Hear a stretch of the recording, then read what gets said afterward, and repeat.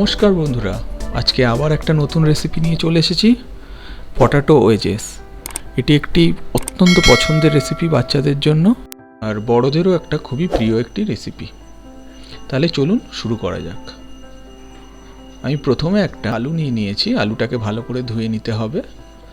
ধুয়ে মাঝ বরাবর এটাকে কেটে নিচ্ছি। আমি খোসা সমেত আলুটা নিয়েছি যাতে টেস্টটা আরও ভালো আসে।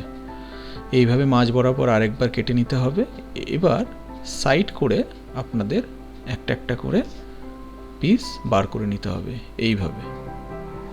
এইভাবে প্রত্যেকটা পিস বার করে নিলেই আপনাদের পটাটো ওয়েজেসের যে শেপটা দরকার সেটা চলে আসবে। তাহলে আমি বাকিগুলো এইভাবে কেটে নিই। দেখুন আমার সবকটা পিস কাটা হয়ে গেছে।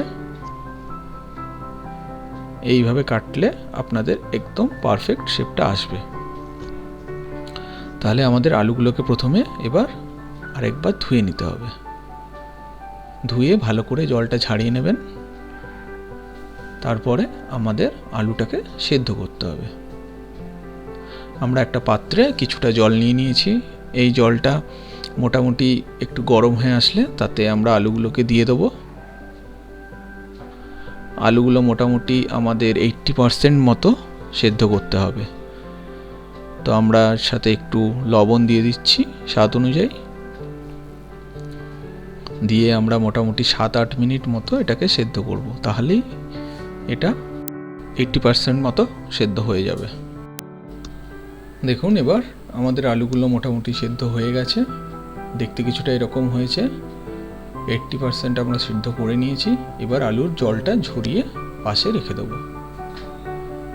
এরপর আমরা পরের স্টেপে যাচ্ছি, যেখানে আমাদের ব্যাটারটা তৈরি করতে হবে। তো ব্যাটার তৈরির জন্য আমরা প্রথমে নিয়ে নিয়েছি 1/2 কাপ মতো ময়দা। সেই সাথে আমরা নিয়ে নিচ্ছি 1/4 কাপ মতো চালের গুঁড়ো। এছাড়াও আমরা নিয়ে নিচ্ছি 1/4 কাপ মতো কর্নফ্লাওয়ার অর কর্নস্টার্চ। এরপর আমরা এটাকে ভালো করে একটু মিক্স করে নেব। সেই সাথে দিয়ে দিচ্ছি আমরা 1 টিস্পুন মতো রেড চিলি ফ্লেক্স এবং 1 টিস্পুন মতো অরিগানো। এতে স্বাদটা আর একটু ভালো আসবে। এরপর আমরা একটু ভালো করে এটাকে মিক্স করে নিলাম। এর সাথে এবার আমরা একটু স্বাদ অনুযায়ী লবণ অ্যাড করব।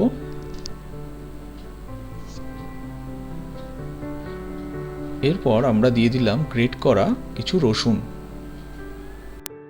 আমরা এখানে 6-7 কুচি মতো রসুন ইউজ করেছি। এরপর আবার একটু ভালো করে মিক্স করে নেব। এরপর আমরা কুচনো ধনেপাতা এখানে অ্যাড করে দিলাম।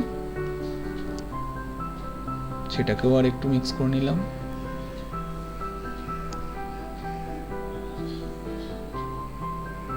এরপরে আমরা যেটা মেন একটা ইনগ্রেডিয়েন্ট বাটার 2 টিস্পুন মতো মেল্ট করে অ্যাড করে দিলাম।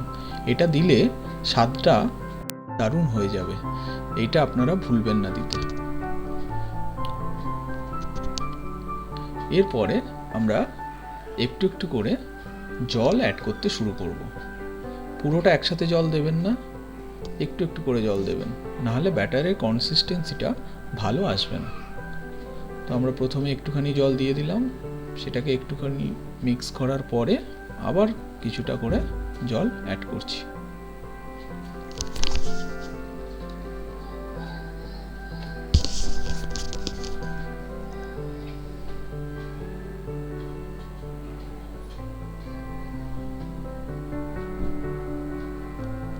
দেখুন এইভাবে অল্প অল্প করে জল দিয়ে আপনাদের মাখতে হবে। তারপরে কিছুটা ব্যাটারটা এরকম দেখতে হবে। আর দেখুন এর কনসিস্টেন্সিটা এরকমই হবে। যেহেতু আমরা একটা সিঙ্গেল কোট করব, তাহলে এর থেকে বেশি ঘন করবেন না। এরপরে আমরা একটা পাত্রে তেল নিয়ে সেটাকে মিডিয়াম হিটে গরম করে নেব। গরম হয়ে এলে আমরা এবার আলুগুলোকে এক এক করে ভেজে নেব। তার জন্য প্রথমে আমাদের সেই ব্যাটারের মধ্যে ডিপ করে নিতে হবে আলুটা, আর এক্সেস ব্যাটারটাকে ঝাড়িয়ে নিয়ে তারপরে দিয়ে দিতে হবে তেলের মধ্যে। এইভাবে এক এক করে সবকটা আলু আমাদের ভেজে নিতে হবে। মোটামুটি আমাদের 7-8 মিনিট ধরে ভাজলেই হবে। আলুটার একটা গোল্ডেন কালার চলে আসবে, আর সেটা থেকেই বোঝা যাবে যে ওটা ক্রিস্পি হয়ে এসেছে। তো এইভাবে আমরা মোটামুটি ভেজে নিয়েছি। দেখুন মোটামুটি গোল্ডেন কালারটা এসে গেছে।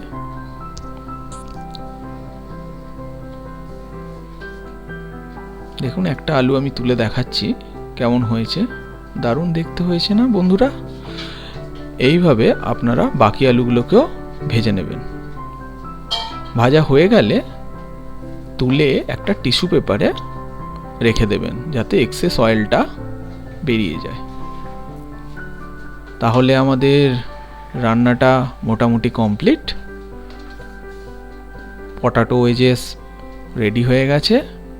তাহলে গরম গরম সার্ভ করে ফেলুন। বাচ্চাদের একটি অত্যন্ত পছন্দের রেসিপি। তাহলে দেরি না করে অবশ্যই ট্রাই করুন এবং আমাদের এক্সপিরিয়েন্সটা জানাবেন কেমন হলো। আর অবশ্যই যদি ভালো লেগে থাকে রেসিপিটা লাইক করবেন, আর নতুন হলে অবশ্যই চ্যানেলটা সাবস্ক্রাইব করবেন। তাহলে আজকে আসি, আবার চলে আসবো একটা নতুন রেসিপি নিয়ে। ভালো থাকবেন।